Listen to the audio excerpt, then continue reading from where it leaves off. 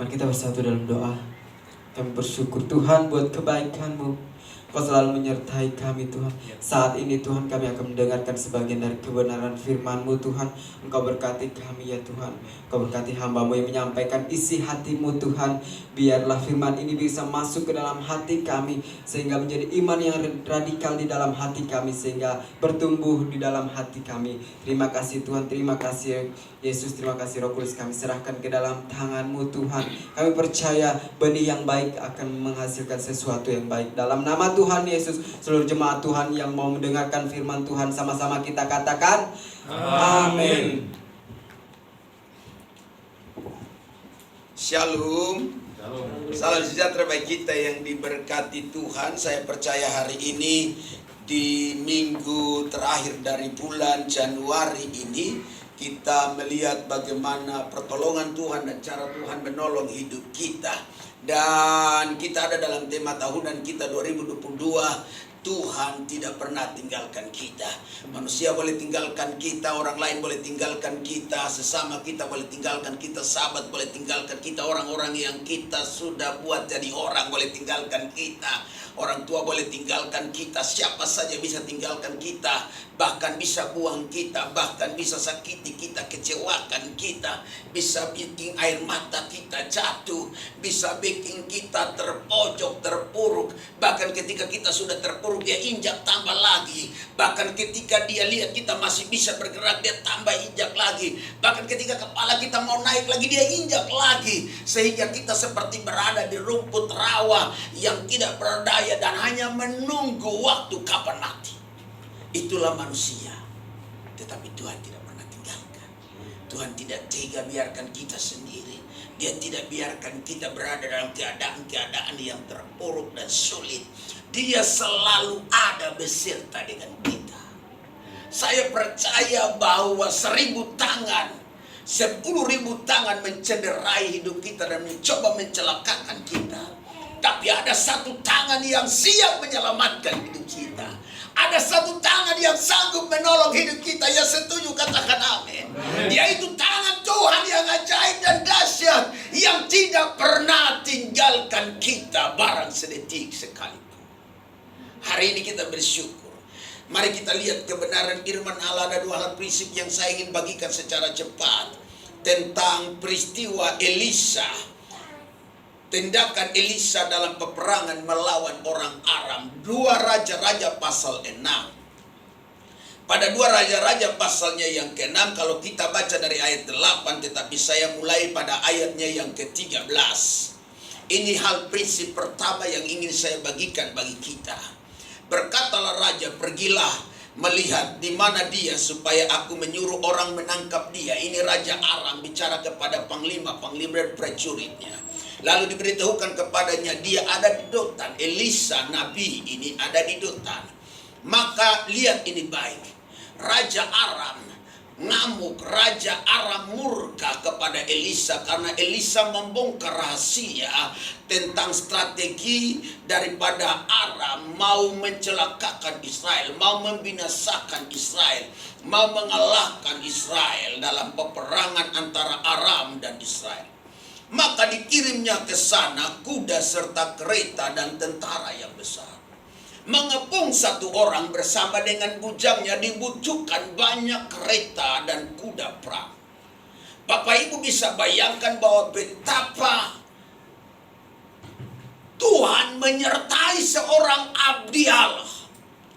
Sehingga orang abdi Allah yang tanpa dipersenjatai dengan senjata dikepung begitu rupa. Kadang dalam hidup ini kita ini bukan siapa-siapa dan tidak punya apa-apa, tapi dikepung oleh musuh dengan begitu rupa.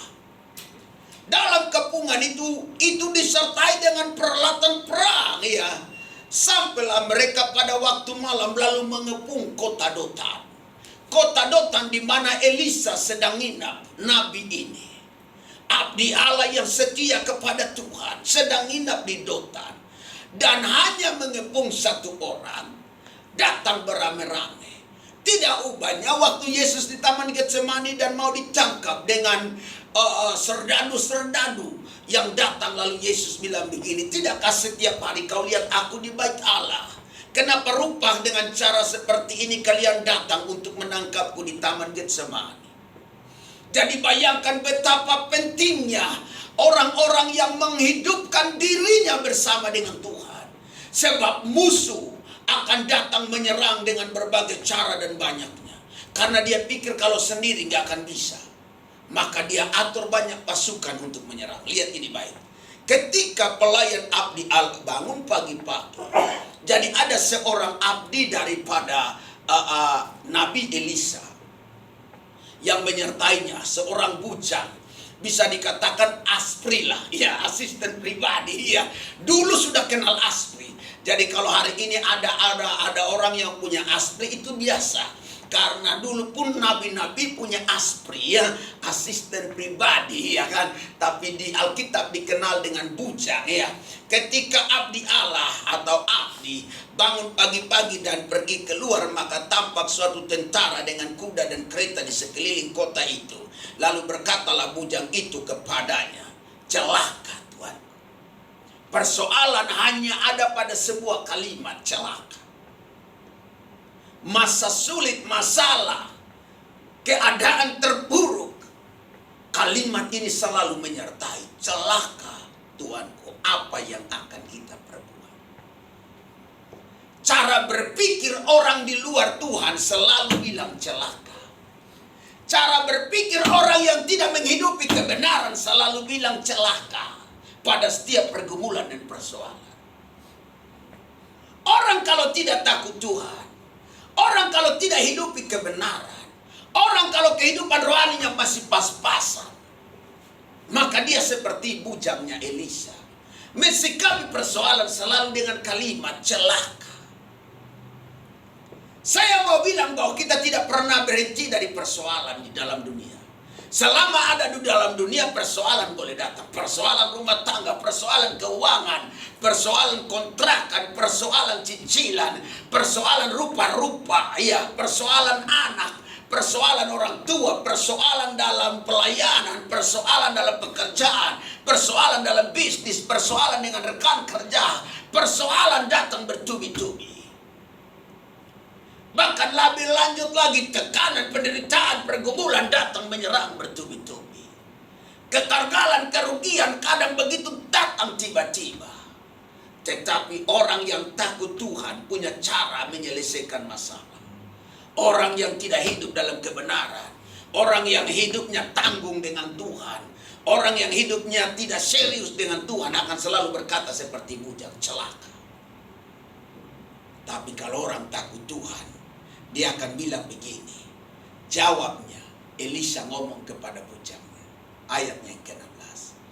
Jangan takut, sebab lebih banyak yang menyertai kita daripada yang menyertai mereka. Beri tepuk tangan dulu bagi Tuhan. Jangan takut, sebab yang lebih banyak yang menyertai kita daripada yang menyertai mereka. Bagi orang yang dekat dengan Tuhan, dia tahu persoalan boleh ada, masalah boleh ada, tetapi ada penyertaan yang jauh lebih daripada itu, dari kasat mata yang tidak kelihatan. Alkitab bilang lebih banyak yang menyertai kita daripada yang menyertai mereka. Mereka datang untuk mematikan kita, mereka datang membinasakan kita, mereka datang untuk menyerang kita. Kadang musuh datang dengan tiba-tiba, kadang musuh datang dengan tidak dapat kita hindari. Kadang seperti itu persoalan datang tanpa kita tidak bisa mempersiapkan diri apa-apa. Dengan tiba-tiba datang menyerang. Tapi perhatikan ini baik. Yang menyertai kita lebih besar dari setiap apapun yang sedang menyerang hidup kita. Lalu berdoalah Elisa. Ya Tuhan, bukakanlah kiranya matanya supaya ia melihat. Maka Tuhan membuka mata bujangnya itu, sehingga melihat tampaklah gunung itu penuh dengan kuda dan kereta berapi sekeliling Elisa. Lihat. Setelah mata bujang terbuka, dia lihat ternyata ada pasukan ilahi itu mengelilingi dan menyertai mereka. Lihat ini baik. Kita tidak bisa lihat, tetapi Tuhan turun tangan untuk menolong. Ini hebatnya Tuhan kita. Ketika orang-orang Arab itu turun mendatangi dia, berdoa Elisa kepada Tuhan, butakanlah kiranya mata orang-orang ini, maka dibutakannya mata mereka sesuai dengan doa Elisa. Jadi bayangkan, pasukan itu bukan untuk pasukan ilahi, bukan untuk membinasakan orang. Hanya berjaga berkeliling. Tanpa bikin apa. Tanpa harus menyakiti musuh. Hebatnya Tuhan. Lalu kemudian Tuhan bukakan doa, Elisa berdoa dan mereka buta semua. Dengar ini baik. Orang yang hidup dekat Tuhan. Saya setuju dengan kalimat Om Yakub. Bahwa jangankan apapun, persoalan COVID bisa buta lihat kita. Bukan berarti bahwa kita tidak kebal dengan COVID, bukan. Tetapi kalau dia kena kita pun, saya percaya itu semua dalam rancangan Tuhan. Ketika persoalan datang menyerang, orang-orang yang takut Tuhan akan mensikapinya bahwa persoalan itu seperti orang buta yang tidak punya mata untuk melihat. Sehingga dia akan menyerang membabi buta. Orang buta itu kalau menyerang membabi buta. Kan dia buta, dia serang kemana? Menyerang tanpa arah. Lalu kita punya kecakapan untuk menyelesaikan setiap persoalan. Apa yang saya bagikan bagi kita?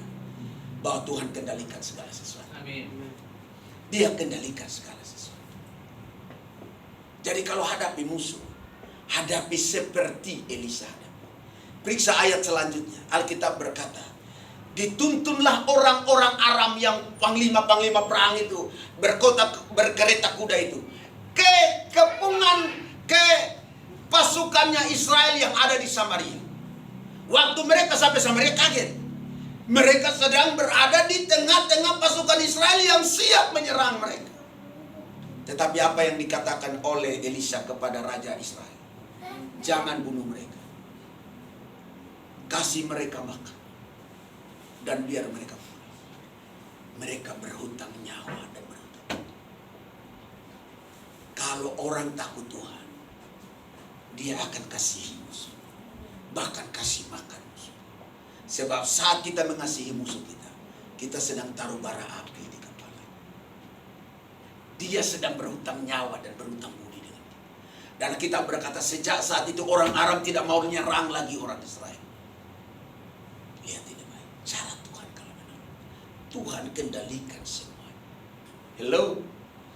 Tuhan kendalikan usaha kita. Tuhan kendalikan bisnis kita.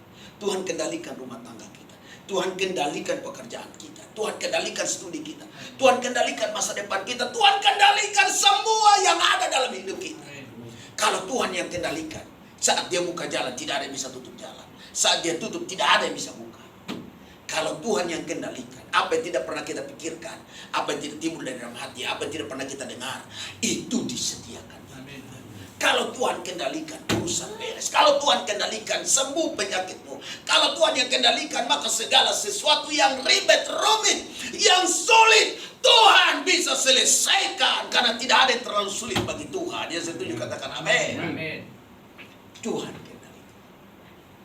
Mari, dalam setiap pergumulan dan persoalan kita, jangan kita kendalikan sendiri. Jangan kita cari jalan keluar sendiri dengan cara yang instan. Izinkan Tuhan kendalikan.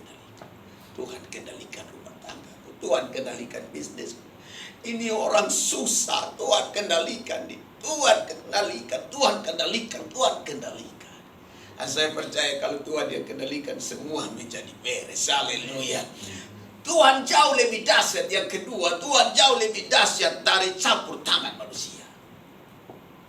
Tuhan jauh lebih dahsyat dari campur tangan manusia. Aram mencoba dengan strategi berbagai rupa cara. Tapi Tuhan lebih dahsyat dari campur tangan manusia. Kadang dalam campur tangan manusia yang baik jadi kacau. Yang kacau lebih kacau. Dalam campur tangan Tuhan yang sudah kacau dan hancur akan jauh lebih baik. Jangan harapkan campur tangan manusia. Harapkan campur tangan Tuhan yang dahsyat menolong kita. Kadang memang setiap persoalan datang langsung kita mengharapkan campur tangan manusia. Kita doa dulu. Doa dulu, baru minta tuntunan Tuhan, mau Tuhan apa. Dan setiap campur tangan manusia izinkan Tuhan yang berdaulat dan bertakhta atasnya. Amin. Sehingga dengan demikian urusan dan persoalan akan bisa jauh lebih baik. Haleluya, haleluya. Ketiga, apa yang saya bagikan bagi kita dari pengalaman pengalaman Elisa melawan Aram dan pasukannya. Dia Tuhan yang bisa bongkar rahasia musuh dengan cara apa?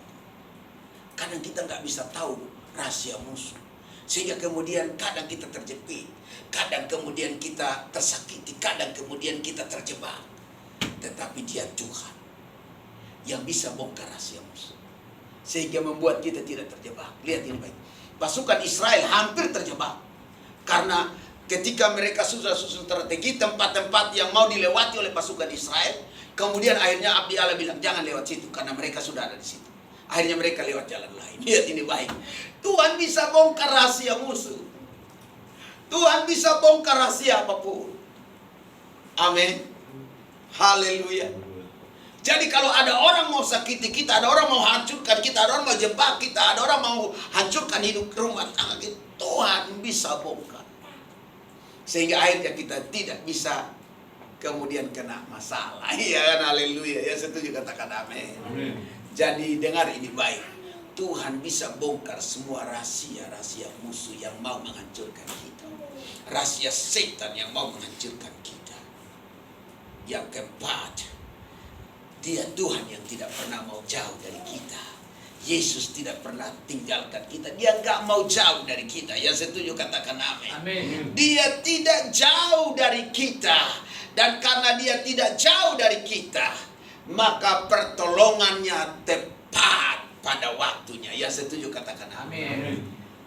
Jadi karena dia tidak mau jauh daripada kita, maka setiap persoalan yang kita hadapi, dia tahu waktu yang tepat untuk menyelesaikan. Dengar ini baik. Dia Tuhan tidak pernah tinggalkan. Melalui pengalaman 2 Raja-Raja 6 ayat 16, dari ayat 8 sebenarnya sampai ayat yang terakhir yang kita baca itu, dari perikop ini, saya mau kasih tahu, dia tidak mau jauh dari kita. Dia dekat dengan kita. Pertolongannya tepat pada waktu. Saat kita butuh, tepat pada waktu. Saat kita pengen selesaikan ini, tepat pada waktu. Dan itu yang terbaik. Pertolongan manusia kadang gak tepat waktunya. Iya kan, haleluya, betul ya. Kita sudah minta saudara, aduh tolong dulu bang, tolong dulu deh, ini abang lagi susah nih, adek lagi susah nih. Ya, oh iya, itu tenang, apalagi kalau ada urusan kematian, ya kan. Pokoknya kalau ada kesulitan datang. Pas lagi kesulitan kita hilang. Ya. Orang kalau udah janji ke kita, kadang kalau kemudian kita datang minta tolong, hilang dia. Ya. Tidak angkat teleponnya, ya kan. Tapi kalau Tuhan tepat, dia tahu apa yang harus dikerjakannya. Dia setuju katakan amin. Jadi yang pertama tadi Tuhan kendalikan, ya haleluya. Yang kedua, dia jauh lebih dahsyat dari strategi apapun yang dibangun oleh musuh. Yang ketiga, dia bisa bongkar rahasia apapun yang musuh mau hancurkan hidup kita di dalamnya ada persoalan, kesulitan. Dan yang keempat, yang terakhir, dia tidak jauh dari kita. Karena dia tidak jauh dari kita, maka pertolongannya tepat pada waktunya. Maka kalau hadapi musuh, nggak usah ribut, santai aja. Bahkan bila perlu kasih dia makan. Ya, amin. Amin. Kalau ada orang benci kita, ada orang kecewakan kita, ada orang kesakiti kita, kalau perlu ketika kita ketemu aja kasih makan. Maka dia berhutang nyawa dan berhutang budi kepada kita. Dan untuk selamanya dia akan seperti orang yang ditaruh bara api di kepalanya. Beri tepuk tangan bagi dia. Firman Allah saya sampaikan di sini. Nah, ya. Karena ini ibadah raya 1, ini ibadah yang unik ini kan. Saya sedang berpikir supaya ibadah raya 1 dikemas dengan begitu rupa, singkat tapi menyenangkan. Haleluya. Karena di Surabaya ada ibadah, ada gereja 1 jam saja. Iya, jadi semua kegiatan gereja itu cuma 1 jam. Ya, karena dia ibadah 5 kali. Jadi setiap ibadah hanya 1 jam saja. Present worship, khotbah sampai doa berkat 1 jam saja. Siapa tahu kemudian kita bisa mengarah ke sana, tetapi kiranya tuntunan roh yang mengerjakannya. Ya, setuju katakan amin. Jangan kita mau 1 jam, roh bilang tidak. Harus 1 jam lebih. Ya. Kita mau 2 jam, roh bilang tidak. Jangan lama-lama. Ya, bisa saja. Dan hari ini saya kira bahwa Tuhan selalu beserta dengan kita. Dia tidak pernah tinggalkan kita. Amin. Buat kebenaran firman Allah.